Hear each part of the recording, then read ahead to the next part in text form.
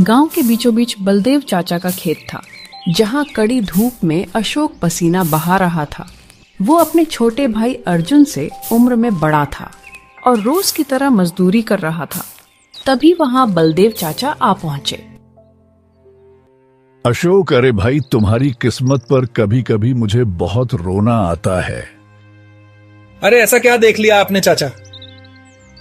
देखो बेटा, सारा गांव जानता है कि तुम्हारी माँ आरती एक समय में बहुत बड़ी जादूगरनी थी।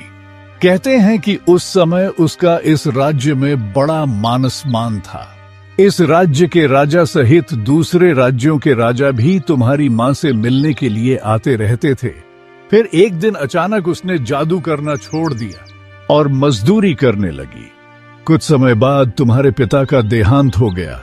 उसके बाद उसने तुम्हारी और तुम्हारे छोटे भाई अर्जुन की परवरिश एक मजदूर की तरह की, जबकि वह चाहती तो तुम दोनों भाइयों को राजकुमारों जैसा जीवन दे सकती थी। अरे बलदेव चाचा, जले पर नमक क्यों छिड़कते हो? इस बात पर हमेशा मेरा झगड़ा रहता है। अरे मैं मन ही मन ये सोचता हूं कि माँ ने अपने समय में जरूर धन तो कमाया ही होगा। अरे जब राजकुमारों जैसी पालने की क्षमता है तो धन भी तो होगा ना। मैं हमेशा पूछता हूं माँ से कि माँ बताओ कहां छिपा रखा है धन, कहां रखा हुआ है, बताओ बताओ। लेकिन माँ का कोई जवाब ही नहीं आता। मुझे तो लगता है कि माँ के पास बहुत सारा खजाना है, पर पता नहीं क्यों वो अपने बेटों को बताना ही नहीं चाहती है। ए भाई, इस तरह की माँ तो मैंने कभी नहीं देखी। अगर वास्तव में आरती के पास कोई खजाना है तो फिर उसे खजाने के बारे में तुम्हें और अर्जुन को जरूर बताना चाहिए। और हाँ, तुम्हारी माँ के पास खजाना होना स्वाभाविक भी है, क्योंकि मैंने स्वयं 25 वर्ष पहले अपनी आंखों से राजा विक्रम को न जाने कितनी बार सोने के सिक्के भेंट स्वरूप तुम्हारी माँ को देते हुए देखा था। हाँ। इतना कहकर बलदेव चाचा वहां से चले गए और अशोक गुस्से में भरकर फिर से काम करने लगा। शाम को जब अशोक काम करके घर पहुंचा तो उसके मन में गुस्सा और सवाल दोनों उमड़ रहे थे।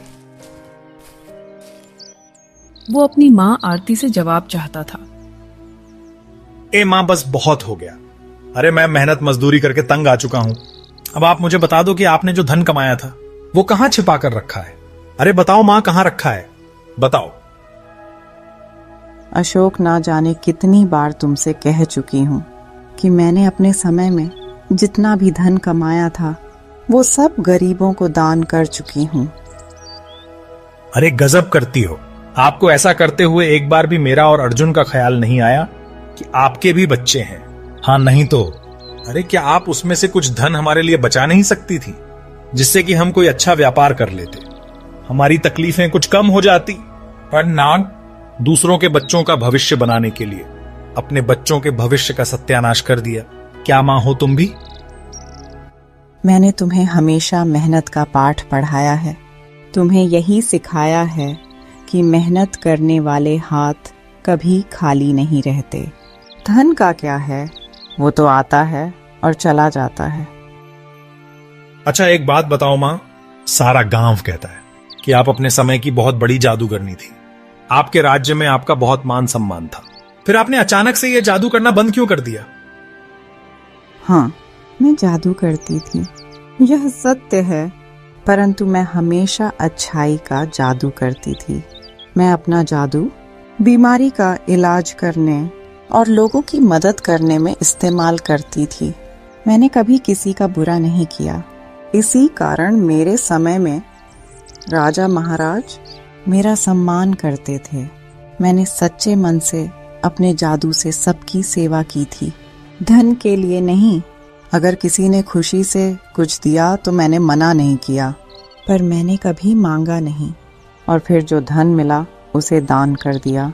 पर तुम्हें ऐसा सवाल पूछने का कोई अधिकार नहीं है। इतना कहकर आरती वहां से चली गई और अशोक गुस्से से आंगन में बैठ गया। उसके भीतर अब भी कई सवाल सुलग रहे थे। कुछ देर बाद अशोक का छोटा भाई अर्जुन वहां आया उसने अपने बड़े भाई के चेहरे पर झलकते क्रोध को देखा और चिंतित हो उठा। भैया क्या हुआ? आज आपके चेहरे पर क्रोध क्यों झलक रहा है? क्या बात है? अरे क्रोध नहीं झलकेगा अर्जुन तो और क्या झलकेगा? अरे सारा जीवन हो गया मेहनत मजदूरी करते हुए। मां ने अपने समय में कितना धन कमाया और उसने हम दोनों भाइयों के लिए कुछ भी बचाकर नहीं रखा। अगर आज वो धन हमारे पास होता तो हमारे कितने काम आता? क्या हम ऐसे मजदूरी करते? अरे सेठ की तरह व्यापार करते? लेकिन भैया माँ ने तो हमें हमेशा अच्छाई का पाठ पढ़ाया है और मेहनत करना सिखाया है। हमें उनके साथ झगड़ा नहीं करना चाहिए। ये मत भूलिए कि पिताजी के जाने के बाद माँ ने हमारी परवरिश बहुत मेहनत से की है। अगर उन्होंने अपना धन गरीबों को दान कर भी दिया तो उन्होंने कुछ गलत नहीं किया। उन्हें जो सही लगा उन्होंने कर दिया। और हाँ, ये भी याद रखिए कि उन्होंने हमें पाला है, किसी और ने नहीं पाला हमें। वह हमारी पालनकर्ता जन्मदाता माँ है। सब पता है मुझे, बड़ा आया। तू हमेशा अपनी माँ का चमचा बना रहता है, माँ का बड़ा आया लाडला। तुमसे अपने मतलब की बात करना भी बेकार होता है। अरे भैया माँ ने पाल पोस कर बड़ा तो कर दिया, लेकिन आगे का जीवन चलाने के लिए कौन जिम्मेदार है? बता। बात करता है, अपना मतलब नहीं समझता। इतना कहकर अशोक वहां से चला गया। अर्जुन कुछ देर तक मौन खड़ा रहा और फिर अपनी मां के पास पहुंचा।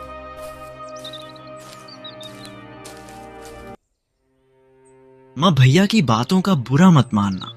भैया गांव में ऐसे लोगों के पास बैठते हैं जो हमेशा आपके खिलाफ उन्हें भड़काते रहते हैं। बस इसीलिए आप बुरा मत मानना। वैसे भैया पहले ऐसे नहीं थे। वो मेरा बेटा है अर्जुन। मैं उसे तुझसे बेहतर जानती हूँ। काफी समय से उसकी आंखों में लालच की परछाइयाँ देख रही हूँ।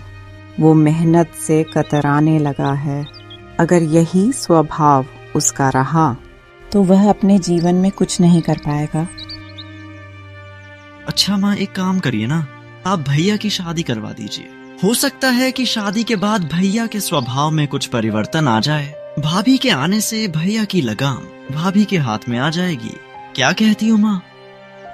यह भी करके देख लेते हैं।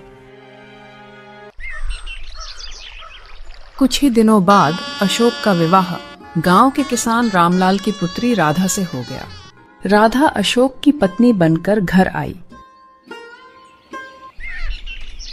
और कुछ समय तक सब कुछ ठीक चलता रहा।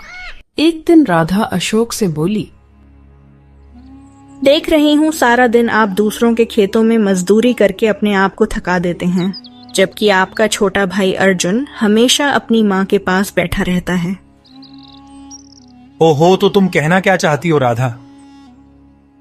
यही कि आप कितनी मेहनत करते हैं।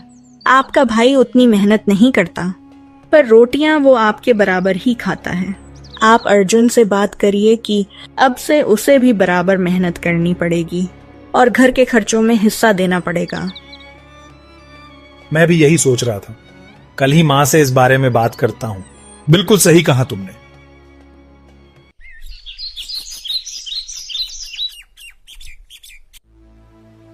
तो मां, बात यह है कि मैं इस घर का बड़ा बेटा हूं। जितनी मेहनत मैं करता हूं उतनी मेहनत अर्जुन तो नहीं करता है। तो तुम कहना क्या चाहते हो? कहना यह चाहता हूं कि अगर अर्जुन बराबर से इस घर के खर्चे में हिस्सा नहीं देगा तो उसे यहां रोटी खाने का हक नहीं है। सीधी बात है। और क्या? क्या कहा तुमने? अर्जुन ने ही जिद की थी कि अगर तेरी शादी कर दी जाए तो शायद तेरे स्वभाव में परिवर्तन आ जाएगा। मैंने अर्जुन की बातों में आकर तेरी शादी कर दी और आज तू अपने ही भाई की रोटियां गिनने लगा। तुझे जरा भी शर्म नहीं आई? नहीं मां, मुझे कोई शर्म नहीं है। शर्म तो अर्जुन को आनी चाहिए और शर्म आपको भी आनी चाहिए, जो हमेशा छोटे बेटे का पक्ष लेती हो। अब मैं सारी जिम्मेदारी नहीं संभालूंगा। अरे मैंने क्या कोई ठेका ले रखा है क्या? इस घर का, छोटे भाई का, तुम्हारा।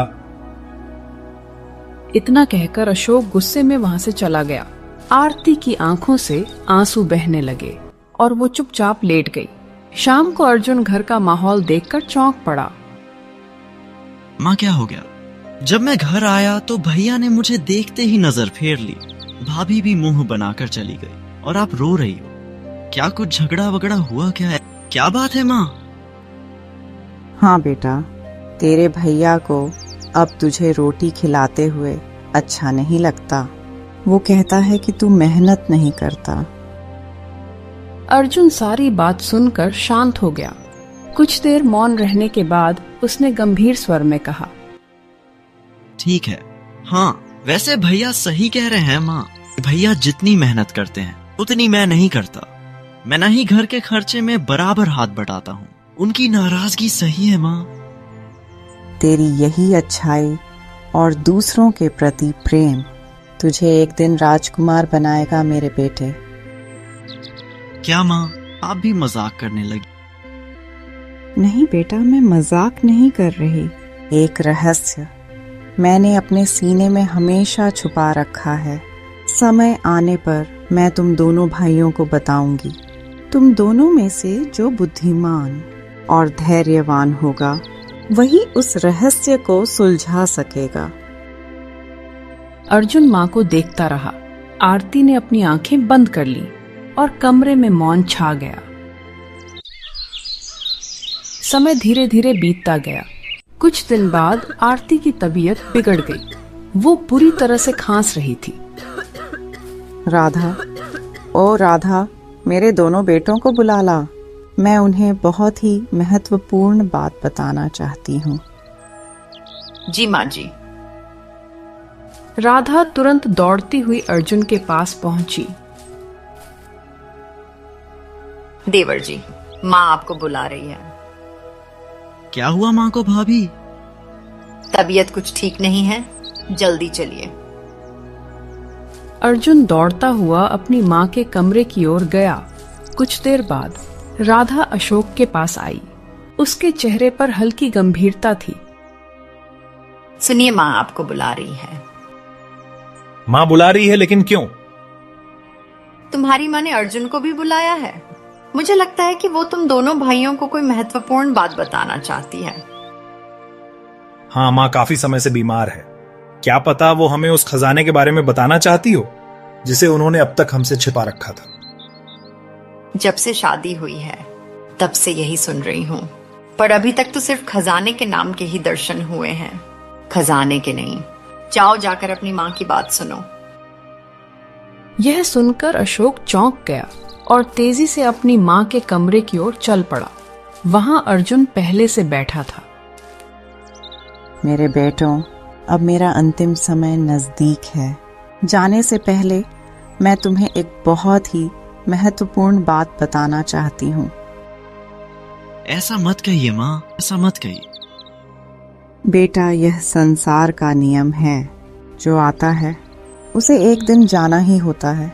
अशोक, तुम हमेशा कहते थे ना कि मैंने कोई खजाना छुपा रखा है। तुम सच कहते थे। मैंने वास्तव में खजाना छुपाया है और अब समय आ गया है कि मैं तुम दोनों को उसके बारे में बताऊं। इसका मतलब मेरा शक सही था। माँ बताइए ना, वो खजाना कहाँ है? बताइए। आरती ने अपने गले से एक हार उतारा। दोनों बेटों ने गौर से देखा। उस हार में एक छोटी सी चाबी लटक रही थी। यहाँ से कुछ दूर घने जंगल में एक नदी बहती है। उस नदी को पार करने के बाद कोहरे से भरा जंगल शुरू होता है। उस जंगल को पार करने पर तुम्हें एक गुफा मिलेगी। वहीं वो खजाना छुपा है। पर याद रखना, उसे पाने के लिए बुद्धि का इस्तेमाल करना। अगर ध्यान भटक गया या मन अशांत रहा तो खजाना नहीं मिलेगा। सबसे जरूरी बात, तुम्हारे मन में दूसरों के प्रति समर्पण और करुणा होनी चाहिए। अर्जुन माँ की हर बात ध्यान से सुन रहा था, लेकिन अशोक का मन केवल खजाने में अटका हुआ था। अगर ऐसी बात है तो मैं और अर्जुन दोनों उस खजाने को खोजेंगे। यह हार मेरे पास रहेगा। इतना कहकर अशोक ने हार उठा लिया और कमरे से बाहर चला गया।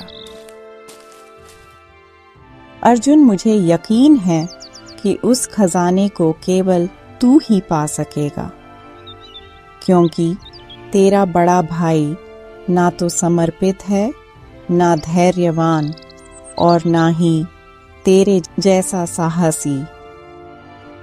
इतना कहकर आरती ने अपनी आंखें बंद कर ली। अर्जुन चुपचाप कमरे से निकल गया।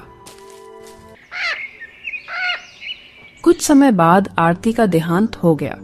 दोनों भाइयों ने नम आंखों से अपनी मां का अंतिम संस्कार किया।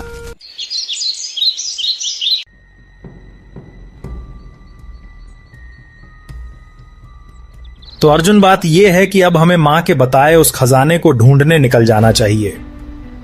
मैं चाहता हूं कि जल्दी से जल्दी वो मिल जाए और हम दोनों भाई उसे बराबर बांट लें। ठीक है भैया, जैसी आपकी इच्छा।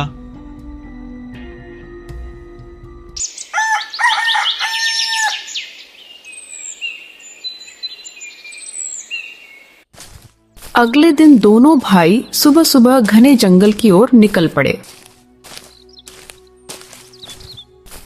आधा दिन चलने के बाद उन्हें एक नदी दिखाई दी। हाँ, लगता है यही वो नदी है जिसके बारे में मां ने बताया था। देख तो अर्जुन, यही है या नहीं, अब ये तो नदी पार करने के बाद ही पता चलेगा, क्योंकि मां ने कहा था कि उस पार कोहरे से भरा जंगल है। दोनों भाई नदी में कूद पड़े। तैरते हुए जब वो दूसरे छोर पर पहुंचे तो आगे घना कोहरा फैल चुका था। अरे बाप रे बाप, देख तो अर्जुन, आगे तो कोहरा ही कोहरा है। यही वो जंगल है जिसका मां ने जिक्र किया था। हाँ भैया, लगता तो वैसा ही है। हाँ, मैं तो बस जल्द से जल्द उस खजाने तक पहुंचना चाहता हूं।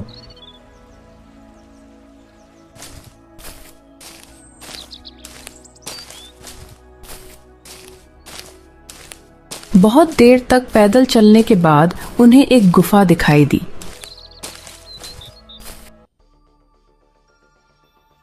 अरे अर्जुन, सामने गुफा दिख रही है। शायद वही है जिसके बारे में मां ने बताया था। अब ये तो भैया अब अंदर जाकर ही पता चलेगा।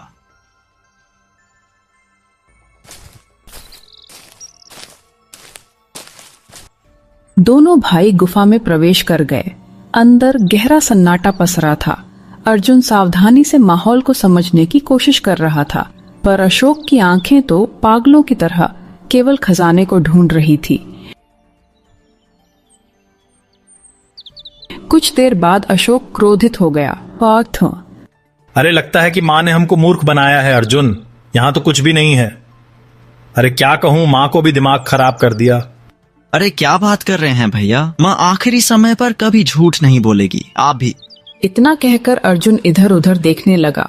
कुछ देर बाद उसकी नजर गुफा के अंदर एक छोटे से द्वार पर पड़ी। ए भैया, वहां देखो, गुफा के अंदर एक छोटा सा द्वार और है। उसके अंदर से कुछ रोशनी सी महसूस हो रही है। भैया, हमें उसके अंदर जाकर देखना चाहिए, क्या कहते हो?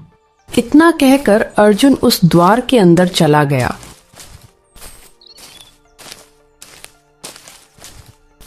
और अशोक भी उसके पीछे चला गया। लेकिन अंदर कुछ नहीं था। अर्जुन ने देखा कि अंदर एक छोटा सा पिंजरा रखा हुआ था, जिसमें एक मैना पक्षी बंद थी। यहां भी कुछ नहीं है। और ये क्या? एक पिंजरा और उसमें एक मैना पक्षी।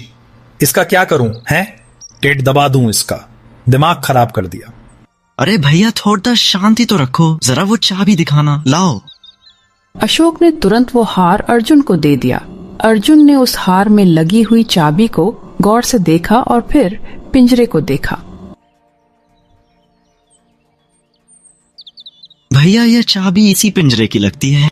अरे हाँ, वो तो मुझे भी दिख रहा है। क्या मुझे मूर्ख समझते हो क्या? लेकिन सवाल यह है कि मां ने झूठ क्यों बोला?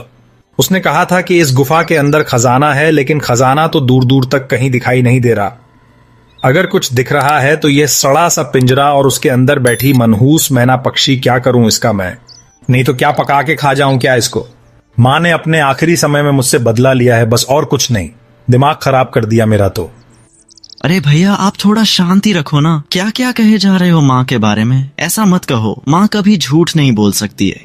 हाँ, नहीं तो मैं तो हमेशा से माँ से पूछता था कि अगर उसने कोई खजाना छुपाया है तो बता दे बता दे, पर नहीं, उसने मूर्ख बनाया ताकि मैं उससे कोई सवाल ही ना कर सकूं। बस भैया, बस बहुत हो गया। मैं माँ के बारे में जितना उल्टा पुल्टा सुनना था मैंने सुन लिया, अब नहीं सुनूंगा। अब एक और शब्द मत कहिएगा, क्योंकि माँ अब इस दुनिया में नहीं है और माँ से मैं बहुत प्यार करता हूँ। वाह रे वाह, तू बडेड्डा आया, माँ का चमचा बना फिरता है, माँ का लाडला। हाँ नहीं तो माँ तो रही नहीं, तेरी चमचागिरी अभी भी चल रही है। अब मेरी बात ध्यान से सुन, अब से तू मेरे साथ नहीं रहेगा, मेरे घर के दरवाजे तेरे लिए बंद। बस हाँ नहीं तो समझ लेना। इतना कहकर अशोक गुस्से में चाबी फेंककर वहां से चला गया। अशोक के जाने के बाद अर्जुन ने वो चाबी उठा ली और गहरी सोच में डूब गया। माँ ने कहा था कि जो धैर्यवान होगा वही खजाने को प्राप्त कर सकेगा। जरूर इस मैना पक्षी में कोई रहस्य छिपा है जिसे मेरा मूर्ख बड़ा भाई समझ नहीं पाया। इतना कहकर अर्जुन ने धीरे धीरे पिंजरे का ताला खोला। जैसे ही पिंजरा खुला, मैना पक्षी उड़कर आसपास घूमने लगी और फिर बाहर निकल आई। अर्जुन भी उसके पीछे पीछे गुफा से बाहर आया। मैना पक्षी कुछ क्षण आकाश में घूमकर अर्जुन के पास लौट आई और बोल पड़ी। खुली हवा में सांस लेने का आनंद ही कुछ और है। अरे ये क्या, तुम तो पक्षी हो और मनुष्य की भाषा में कैसे बोल सकती हो? तुम कौन हो? मैं अर्जुन हूँ। मेरी माँ आरती ने मरने से पहले मुझे कुछ बताया था। इतना कहकर अर्जुन ने सारी घटना मैना को बता दी।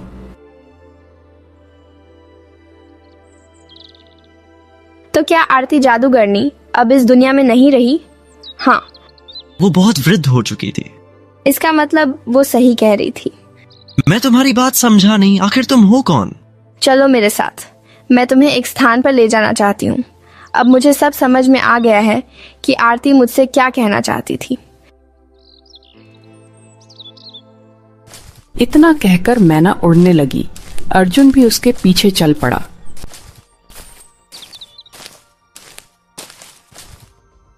कुछ देर बाद मैना एक घने वृक्ष के सामने रुक गई और अर्जुन की ओर देखकर बोली, इस वृक्ष के अंदर एक दूसरी दुनिया का द्वार खुलता है और वो कुछ ही देर में खुलने वाला है। उस दूसरी दुनिया में एक जादूगर है जिसका अंत होना बहुत आवश्यक है। वो अमर होना चाहता है और अमर होकर पृथ्वी पर शासन करना चाहता है। मैना पक्षी की बातों को अर्जुन ने बहुत गहराई से सुनकर कहा, लेकिन तुम कौन हो? अपने बारे में मुझे बताओ कि आखिर तुम उस जादूगर के बारे में कैसे जानती हो? अब मेरी बात ध्यान से सुनो। मेरा नाम राजकुमारी चंद्रलेखा है। कई वर्षों पहले जब तुम्हारी माँ आरती एक जादूगरनी थी, वो अच्छाई का जादू करती थी। उन्हीं के समय में एक दूसरा जादूगर था जो बुराई के रास्ते पर चलता था। वो चाहता था कि तुम्हारी माँ भी उसी राह पर चले, पर उन्होंने उसका साथ देने से इनकार कर दिया। वो जादूगर अपनी शक्तियों के बल पर दूसरी दुनिया का द्वार खोलने में सफल हो गया। उस दुनिया में अमृत कुंड नाम का एक तालाब बहता था। कहा जाता है कि अगर कोई मनुष्य किसी राजकुमारी को मारकर उसके रक्त को उस कुंड में मिलाकर पी ले तो वो अमर हो सकता है। उसी लालच में उसने मेरा अपहरण कर लिया। जब यह बात तुम्हारी माँ आरती को पता चली तो उन्होंने अपने जादू से मुझे छुड़ाया, पर वो जानती थी कि जादूगर बहुत शक्तिशाली है, इसलिए उन्होंने मुझे एक मैना पक्षी के रूप में परिवर्तित कर दिया और एक जादुई पिंजरे में बंद करके गुफा के अंदर छुपा दिया। जाते समय उन्होंने मुझसे कहा था कि उस पिंजरे का समय पृथ्वी के समय से अलग होगा, क्योंकि वो जादुई था। यह घटना वर्षों पहले की थी, पर मेरे लिए वो मानो एक दिन जैसा ही था। तुम्हारी माँ ने मुझसे कहा था कि एक दिन एक ऐसा संगीत पुरुष आएगा जिसके मन में लालच नहीं होगा, जो निडर होगा और निस्वार्थ भाव से दूसरों की मदद करेगा। वही मुझे इस पिंजरे से मुक्त करेगा। और देखो, वो व्यक्ति तुम हो अर्जुन। यह सुनकर अर्जुन के मन में प्रकाश फैला और सारी सच्चाई उस पर उजागर हो गई। राजकुमारी, वो जादूगर के अंत के बारे में मेरी माँ ने क्या बताया था? इस वृक्ष के भीतर जो दूसरी दुनिया है, वहाँ एक नदी बहती है। जो मनुष्य निडर होकर अपनी जान की परवाह किए बिना निस्वार्थ भाव से उस नदी का जल लेना चाहे, केवल वही उस जल को प्राप्त कर सकता है। यदि उस जल को जादूगर पर फेंक दिया जाए, जलकर राख हो जाएगा। ओ, अगर ऐसा है तो मैं वही करूंगा जो मेरी माँ नहीं कर सकी। मैं उस जादूगर का अंत करूंगा। हाँ, तो फिर आओ इस वृक्ष के समीप आ जाओ। अर्जुन और चंद्रलेखा वृक्ष के सामने खड़े हुए। अगले ही पल उस वृक्ष से रंग बिरंगी रोशनी निकली और दोनों उसके भीतर खींचते चले गए।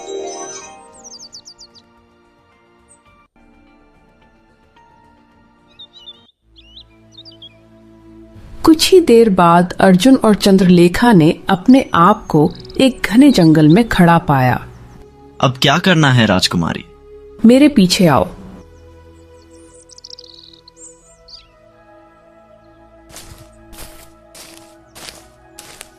चंद्रलेखा अर्जुन को एक तालाब के किनारे ले गई। यही वो तालाब है। अब तुम कलश से इसका जल लो, पर याद रखना, अगर तुम्हारे मन में जरा भी लालच हुआ तो तुम स्वयं जलकर राख हो जाओगे। अर्जुन ने शांत मन से कलश उठाया और बिना किसी भय के जल भर लिया। तभी तालाब से धीमी आवाज आई, तुम कोई साधारण मनुष्य नहीं हो। अर्जुन ने मुस्कुराकर कलश उठाया और राजकुमारी की ओर देखा। चलो अब उस जादूगर के निवास की ओर। वो एक पुराने खंडर में रहता है। दोनों उस खंडर की ओर चल पड़े। बहुत देर बाद वो वहां पहुंचे। अंदर एक जादूगर बैठा था। राजकुमारी चंद्रलेखा, तो तू अब भी जीवित है। धरती ने तुझे मेरी नजरों से कितने वर्षों तक छिपा कर रखा, लेकिन अब तू स्वयं मौत के मुंह में चली आई है। मौत के मुंह में मैं नहीं आई, बल्कि तुझे उसी मौत के मुंह में झोंकने आई हूँ। यह मनुष्य जो तू देख रहा है, यह आरती का पुत्र है। यह सुनकर जादूगर चौंक उठा। अर्जुन ने बिना समय गवाए कलश का जल जादूगर पर फेंक दिया। अगले ही क्षण भयंकर प्रकाश फैला और जादूगर का शरीर जलकर राख हो गया। अर्जुन और चंद्रलेखा को चक्कर आने लगे और दोनों बेहोश हो गए। कुछ देर बाद जब दोनों की आंखें खुली तो उन्होंने अपने आप को वृक्ष के बाहर पाया। अगले ही पल रंग बिरंगी किरणें फैली और मैना पक्षी एक सुंदर राजकुमारी में परिवर्तित हो गई।